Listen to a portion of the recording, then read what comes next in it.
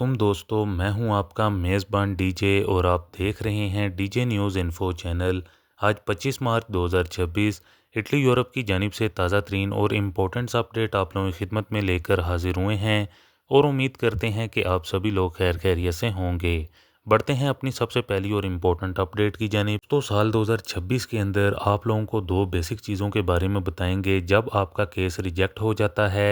First commission, अगर आपने critical status लिया है तो कैसे आप अंदाज़ा लगा सकते हैं कि आपके पास 30 दिन का टाइम है या आपके पास 7 दिन का टाइम है, और या फिर आप लोगों के पास 15 दिन का टाइम है। जो 7 दिन का टाइम है प्रोविडिमेंटो उसको सस्पेंड करने के लिए 15 दिन के अंदर अंदर आर्टिकल 35 का जो कल का जो ट्रिब्यूनले होगी उधर, तो वहाँ पर अपना रिकोर्सो डिपॉजिट करने के लिए आपके केस की फर्स्ट रिजेक्शन होती है। तो इस तरह लिखा होता है मैनिफेस्टा इन फोंदो तीजा। तो इसका मतलब है कि आपने 15 दिन के अंदर अंदर जो है अपना रिकोर्सो करना है और इसकी जो विधि मिनटों को सस्पेंड करना है, यानी कि रिकोर्सो प्रेजेंट करेगा।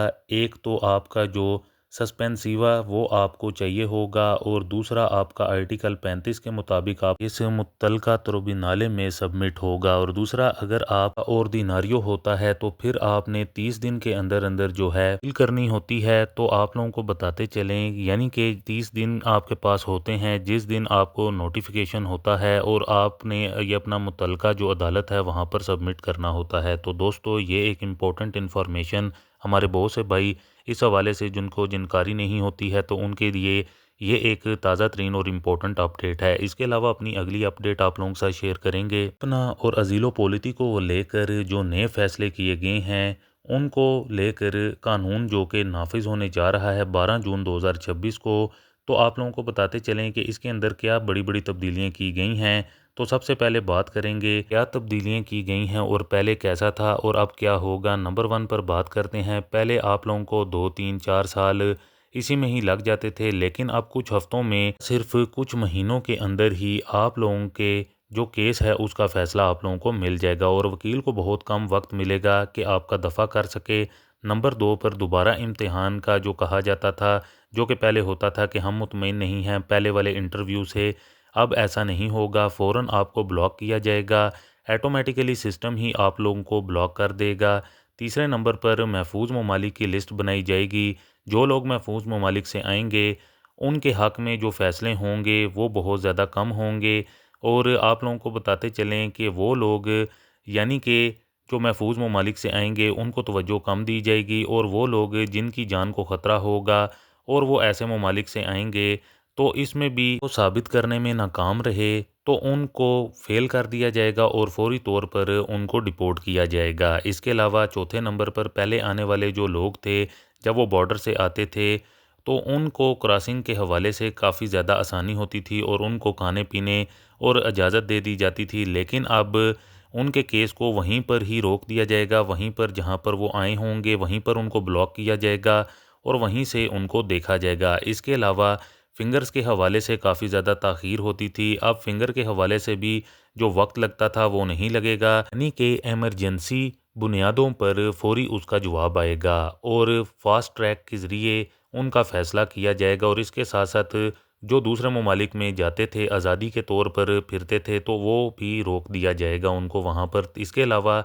सज़ाएँ जो हैं वो भी होंगी। अलावा अगर आप लोग रिहाइश पजीर हैं किसी कैंप वगैरह में तो वहाँ पर भी आप लोगों को फौरी तौर पर निकालने के ऑर्डर मिल सकते हैं। इसके अलावा जो हकूक़ हैं वो पहले की निस्बत बहुत ज़्यादा कम हो जाएंगे, जो ख़ास तौर पर असाइलम सीकर या ज़ीलो पॉलिटिको वालों को मिलते हैं।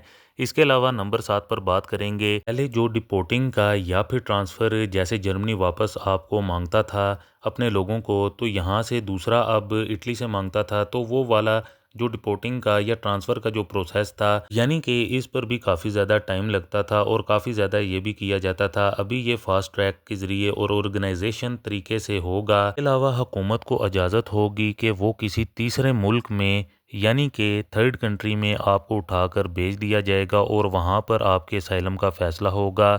अगर आप इस काबिल होंगे, अगर आप सबूत साबित करने में कामयाब होंगे तो वाकई ही आपका केस वैलिड है, तो फिर आपको यूरोप में शिफ्ट कर दिया जाएगा।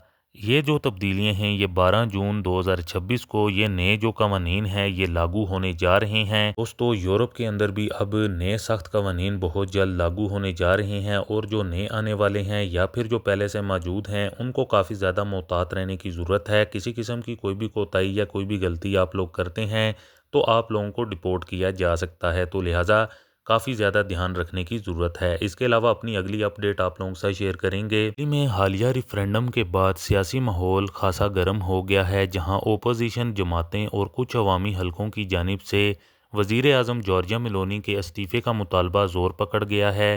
قائدین کا موقف ہے کہ چونکہ عوام کی اکثریت نے حکومتی عدالتی اصلاحات کو مسترد کر دیا ہے، اس لیے یہ حکومت پر عدم اعتماد کی مترادف ہے اور وزیر اعظم کو اخلاقی طور پر استعفیٰ دینا چاہیے۔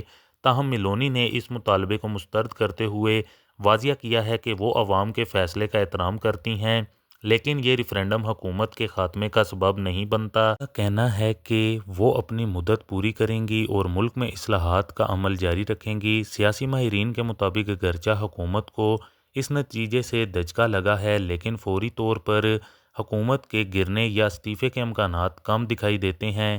البتہ آنے والے دنوں میں سیاسی دباؤ میں مزید اضافہ ہو سکتا ہے۔ اس کے علاوہ خبر شامل کریں گے کاتالونیہ سے، یعنی کہ اسپین سے حکومت کی 30 سال سے کم عمر نوجوانوں کے لیے 500 یورو ماہانہ امداد مدد، یعنی کہ امداد حاصل کرنے کے لیے بنیادی شرط امتحانی نتائج میں 10 میں سے کم از کم 7 پوائنٹ نمبر حاصل ہونے چاہئیں۔ کاتالونیہ زبان کا لیول C1 پاس ہونا چاہیے اور ہفتے میں 20 گھنٹے سے زیادہ کام نہ کرنا ہو۔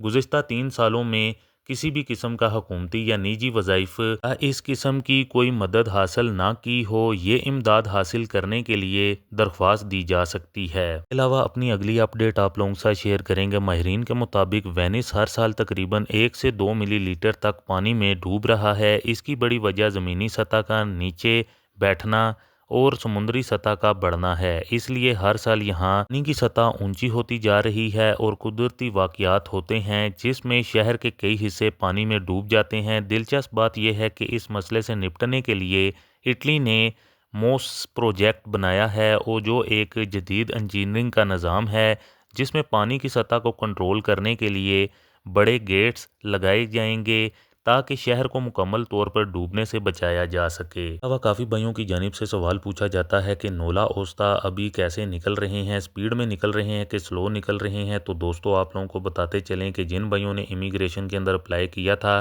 اب ان کے نولا اوستا نکلنا سٹارٹ ہو چکے ہیں اور کافی سپیڈ کے ساتھ نکل رہے ہیں ڈیفرنٹ سٹیز سے۔ تو دوستو یہ تھی آج کی تازہ ترین اور امپورٹنٹس اپڈیٹ آپ لوگوں کی خدمت میں کہ آپ لوگوں کے ساتھ شیئر کرنا کافی زیادہ ضروری تھا۔ امید کرتے ہیں کہ آپ کو ہماری آج کی یہ تازہ ترین اور امپورٹنٹ اپڈیٹ پسند آئی ہوگی۔ ویڈیو کو زیادہ سے زیادہ لائک اور شیئر کریں۔ مزید ملتے ہیں کسی اور امپورٹنٹ اپڈیٹ میں، تب تک کے لیے اپنا خیال رکھیں اور ہمیں دعاؤں میں یاد رکھیں۔ اللہ حافظ۔